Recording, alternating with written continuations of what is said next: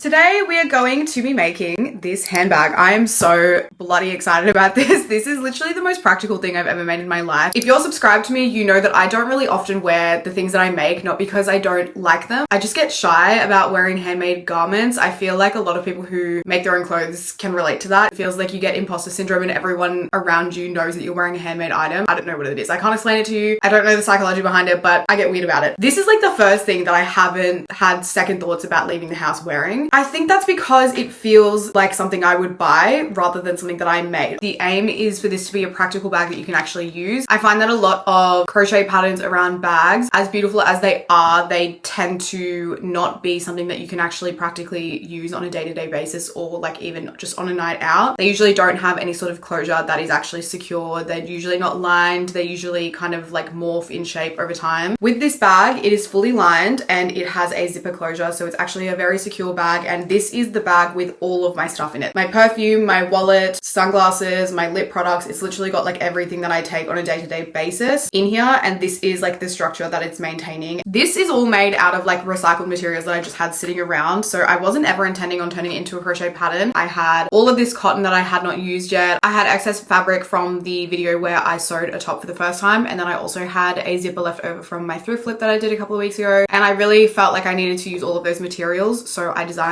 this bag. So if you are like me and you have an excess of just random things that you just don't know what to do with, I feel like this bag is a really good place to put those materials. Accessories is not my expertise. Obviously, when it comes to like crochet steps, I understand how to tell you what to do. When it comes to things like the lining and the actual sewing and the zipper part, it might be a little bit confusing. This is my first time doing this, so if you have questions, as always, comment down below. I obviously will try to make this tutorial as clear as I possibly can, but just like give me a little bit of grace, please. If you get confused, please just comment below. All of the inner lining has been done with my sewing machine. However, I understand that a lot of people don't have access to a sewing machine. I am going to amend the pattern to be all completely hand sewing. That will mean that your seams will look a little bit janky and not so smooth, but it's going to be all on the inside of the bag, so it doesn't really matter unless like you're planning on opening the bag inside out and showing everyone all of your hard work. I wouldn't worry too much about that. I am going to be making the bag in black yarn. I know that people kind of get angry about that. The reason I'm doing this is because I want to make another bag that I'm actually going to use, and I still had excess of this material here, and I think this as like an inner lining to a black bag would be really, really cool. So I thought I'm gonna make it in black. However, I am gonna show you the complicated steps, or even all of the steps, I don't really know yet, not sure, in like a lighter color yarn, so you can see what the step is. But as I progress, my bag will be in black, but every time I show you a new step, I'll do it in like a lighter colored yarn, so that way you'll be able to see the shape of the bag forming, but you'll also know like what the step actually looks like, if that makes sense. Hope that that's okay. Please don't scream at me. I just want to make something that I'm actually going to use. With the original bag, I used 10 ply 100% cotton. This is 10 ply 100% acrylic. If you want it to be exactly the same shape as this, use 10 ply 100% cotton. Cotton is not within your budget, which is totally understandable. Then you can use an acrylic yarn. I would recommend, I'm not going to do this in the video because like I'm lazy, but I would highly recommend blocking your panels once they're done before you go to join everything together, because it's going to be way more difficult to block it once everything is stitched together. This is a 200 gram skein, but I don't think you actually need 200 grams. You probably need about 150. I always say skein wrong. Apparently it's skein. Skein feels more right to me, so I'm just going to keep saying it. You'll probably need 150 grams. For this part here, the little lacy like corset-y kind of thing, I don't know if you can see it. You can obviously use the same color like I've done here. I am going to do it in a different color in this video just so that it's really clear for you to follow along with, and I'm just going to do it in this blue because it matches the blue in the lining. I don't know if I'm going to like it or not yet. I might do it in this video and then change it to all black. We'll see what happens. And then you will need a 25 centimeter zipper. It doesn't really matter like if it's a chunky zip or zip like this. The zip that I've used in here is a chunky zip because again, this is like a recycled material. This zipper that I bought is a dress zip, so it's a lot like smaller and just like neater. The main thing is that it's not an open-ended zipper. You don't want the zipper to be able to come undone when you unzip it. You want it to like kind of have this little piece at the end here that stops the zipper from completely coming undone. A 4.5 millimeter hook. It honestly depends on your yarn as always, but if you're going to be using a 10 ply yarn, then 4.5 millimeter. And finally, you will need your lining fabric. You just need any kind of like sturdy, stiff fabric that's going to be easy for you to work with. Don't get any like stretchy material or anything like that. The sturdiness of your material is going to keep the shape of your bag. So make sure that your material is sturdy. You probably need about a quarter of a meter. I've never gone and bought fabric and only bought that much. I usually buy like a meter or half a meter, so it's totally up to you. That's probably about the size that you'll need, which is about a quarter of a meter, I think. I don't know. That is everything. I'm gonna stop yapping now and get into the tutorial. I can't wait to see what you guys make. Please send me photos. Please tag me in photos. Do all of it. I love to see it. It's like my favorite thing. It makes my day every single time. I probably won't see you until next week's video now, so have a beautiful day and I will see you next week. I am obviously going to be making this bag in a black acrylic yarn, but just for the purpose of showing you the steps, I'm just going to be using this yarn here. So just ignore the fact that it's 8-ply and it's not at all what you're going to see when I finish these steps. I just want to make it so that it's very easy for you guys to see the steps that I'm taking. We're going to start off with a magic loop first. So just chain 1 in that magic loop just to close it off. And then you're going to do 6 single crochets into this magic loop.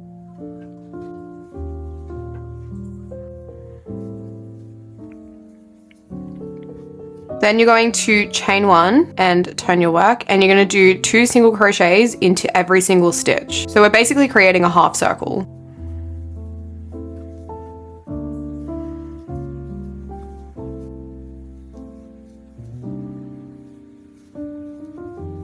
And now we're just going to do a row of 1 single crochet per stitch. Your rows are going to alternate between an increase row and a regular row. Right now we are doing a regular row. So just 1 single crochet in each stitch to the end.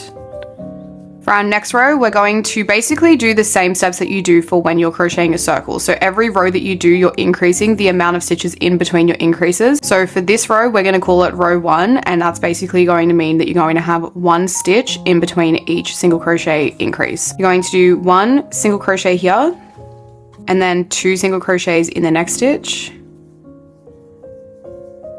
Then you'll do 1 single crochet. You'll do your 2 single crochet increase and just repeat that same process to the end. We have a plain row that starts and finishes with an increase. So we'll chain 1, turn the work, do 2 single crochets in the first stitch, 1 single crochet in each stitch until the end.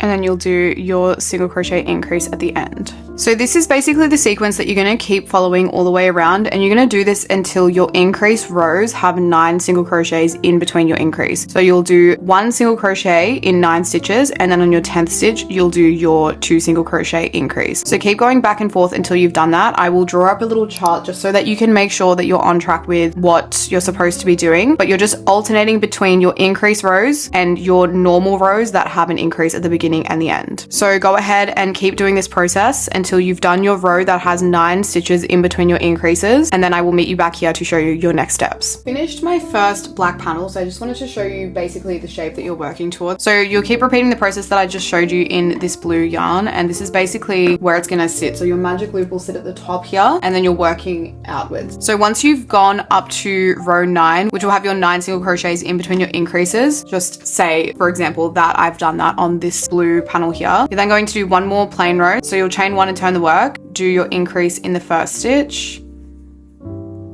and then as normal you'll just do 1 single crochet per stitch for the whole way around, and then in your final stitch you'll do your 2 single crochets. Then from here we're going to create this strap here. If you want it to sit exactly the same as mine, you're going to chain 60 at this point, but you can obviously make yours longer or shorter. It really depends on you. So after you've done your increase at the end here, you're literally just going to chain 60. I'm just going to do 20 for this because obviously this is just a mini version of this. So you'll have your chain of 60 and you're going to slip stitch it into that first stitch on the opposite side. So this stitch right here, you're just going to insert your hook and then just slip stitch. From here, you're going to chain 1 and then you're going to do a single crochet into the next stitch here. So not the one that you've just done your slip stitch into the next stitch, you're going to do a single crochet. I would mark this stitch just so that you can keep track of where your first stitch is going to be for these rounds now. And then you're literally just going to do a single crochet in every stitch all the way around back to that stitch. So you won't be doing any more increases from this point forward. You're just going to do 1 single crochet per stitch. When you get to the chain, just work into it as you normally would. So I just like to go in through the top of the chain.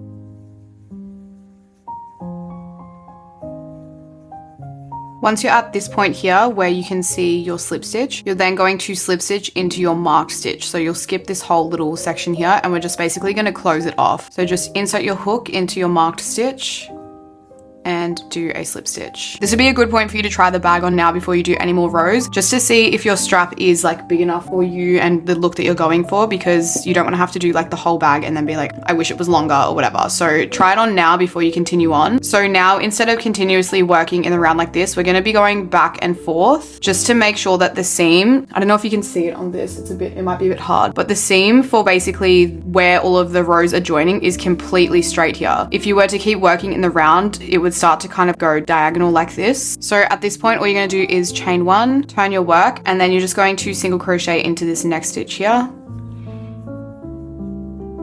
And then mark that stitch because that will be your first stitch of this round. And now again, you're just going to do one single crochet in every stitch for the round.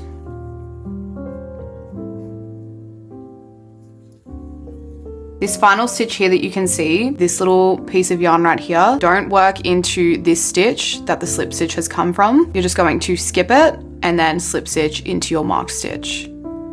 And that is what is going to keep your seam nice and straight. So basically you just want to repeat this process until you have 8 rounds total. So the initial chain that you did doesn't count as its own round. The first round of single crochets that you did into the chain is your first round. You want to have 8 rounds total. So now your panel should be looking something like this. So it will start to kind of round at the base here. That's creating the depth of your bag and the overall shape of your bag. Once you've done your 8 rounds, you're going to slip stitch into that first stitch again. And then you're just going to chain one and cut the yarn to fasten off. Once you've done that, you're going to repeat this exact process again to create your second panel. Okay, now it's time to cut out your fabric. You only need one panel of your bag to do this. Make sure that your fabric is folded in half on top of itself, like so that you can cut out 2 panels at once. You're just going to try and flatten the panel as much as you can. It doesn't really matter about the strap because we're not going to line that obviously. Just this section needs to be flattened. I've lost my tailor's chalk, so this is diabolical, but I'm just going to use a pen. And you're literally just going to trace it from basically the base of the strap to the other side to the other base, and then you're gonna try and basically go straight across like this. So on the other side we'll then start drawing as well.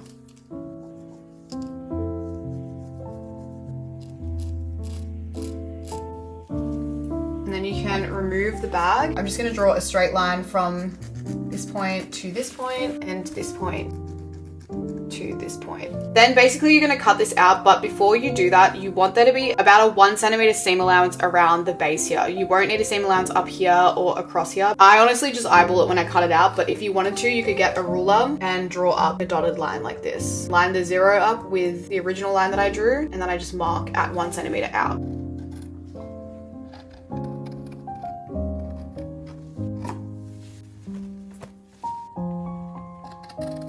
Oops. Oh my god, it's fine, whatever. Now that we have the panels cut out, we're going to pin the outer edge here. So we're going to basically just do a little seam along this line from where we drew out the shape of the panel. If you have a sewing machine, obviously you can just do a regular seam on your sewing machine, but if you're gonna hand sew like me, we're just gonna use this line as a guideline. You might notice that the panel is slightly asymmetrical when you've drawn it up and cut it out. So this side is obviously a little bit higher than this side. This side kind of dips a little bit more. It's really not that big of a deal. It's just the shape of the bag because obviously we were adding increases. Honestly, once the bag is all together, you really can't tell. Just make sure that your panels are together like this, right sides facing each other. You are going to just stitch along this edge. So you're just going to take some of the yarn that you've been using and attach it to your tapestry needle. Tie a little knot at the end. We're just going to be using this line here as a little guideline. So we're just going to do like a regular back and forth seam. Nothing too special.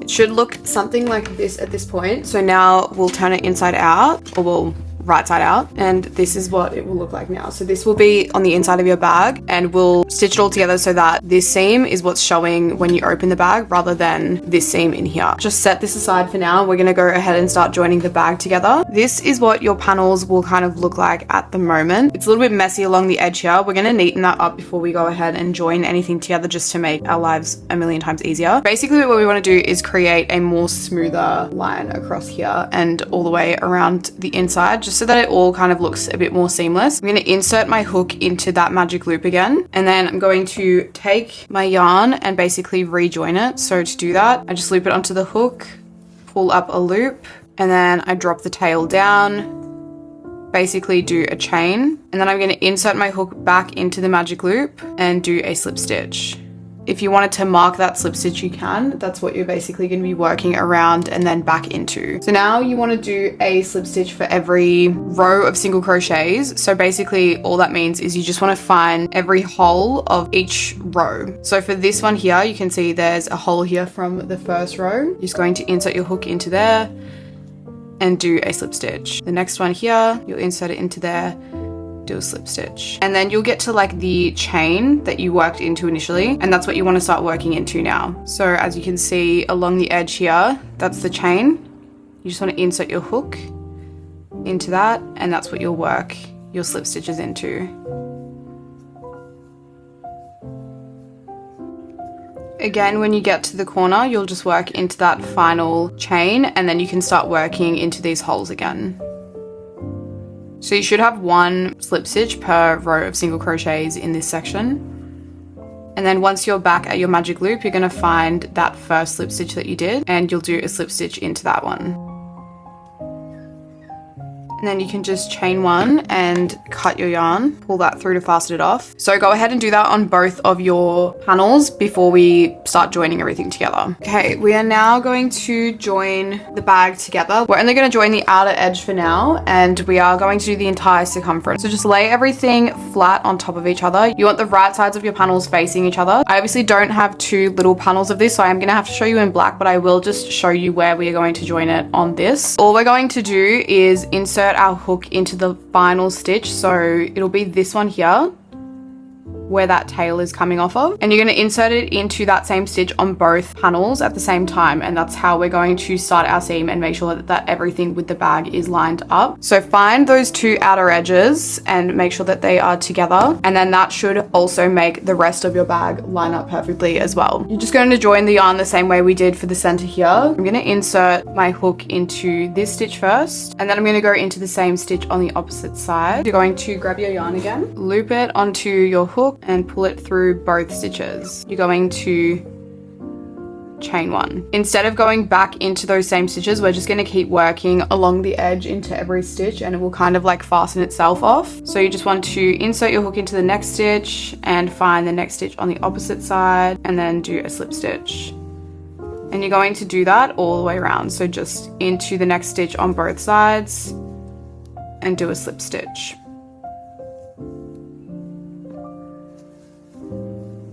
Once you have worked a slip stitch all the way around, you're going to get back to your first stitch, and then you're just going to slip stitch into that first slip stitch that you did. And then chain one, cut your yarn and fasten it off. So get your lining and make sure that the seam that you did is on the inside. So this should be folded the right side out. I don't know, but you get what I mean. The seam should be in here, and you're going to basically like put it onto the bag. So make sure before you even do that, that the shape up here is lined up properly. I think it needs to go this way. Then you're literally just going to slip this over the bag. Make sure that the seam that you just did for this bag is still on the outside here. This is going to become the inside of your bag. What's important is that this is lined up perfectly with the edge and with the base of the strap here. So now what we're going to do is we are going to stitch this whole edge here. So similarly to what you did on the inside of this lining here, you're going to do here. So if you want to, you can pin along this edge just so that nothing moves around while you're sewing. Make sure that these tails are all sitting on the inside. So you're going to take your tapestry needle and some thread again, tie a little knot at the end. We're just going to start working from this outer edge here.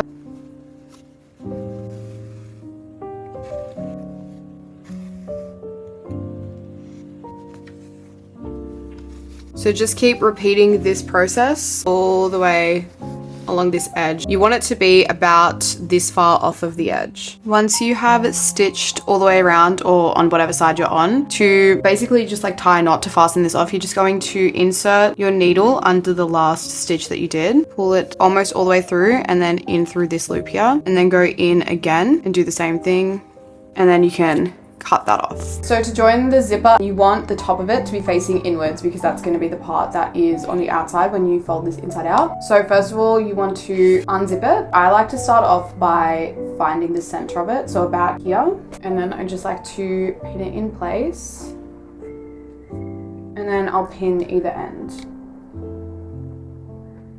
So the same way that we stitched the seams all along here, we're going to do the exact same thing along the zipper. Try and keep a straight line on the zipper. I always like to look for a section of the zipper that is like, I don't know, you can see like a clear line. So on this one, see this like line down the center here? That's what I'm going to work into. You don't have to do it that way. It's just like, that's how I usually stitch zippers, just so that I can keep track of where I'm going and make sure that everything is done in a straight line. So I'm gonna go ahead and do the seaming on this zipper.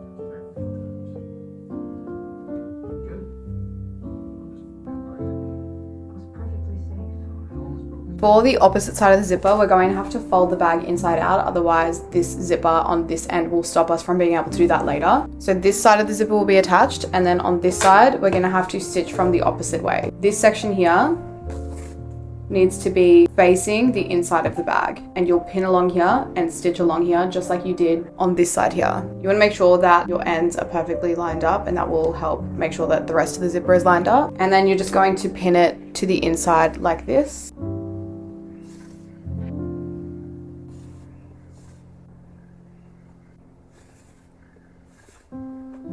This part at the end is going to be the trickiest part of the zipper. I'm sure there's probably a million ways to do this way easier, but this is just the way that I did it. This is the trickiest part, and then once this is done, it's on to just like the final steps. And then just tie your knot. So in order to close this off, we're going to do exactly the same thing that we did for the outer perimeter, and we're just going to do a slip stitch seam all the way around the inside. Like you did before, you're just going to find the same stitch on the edge. So I'm going to go in at this corner right here.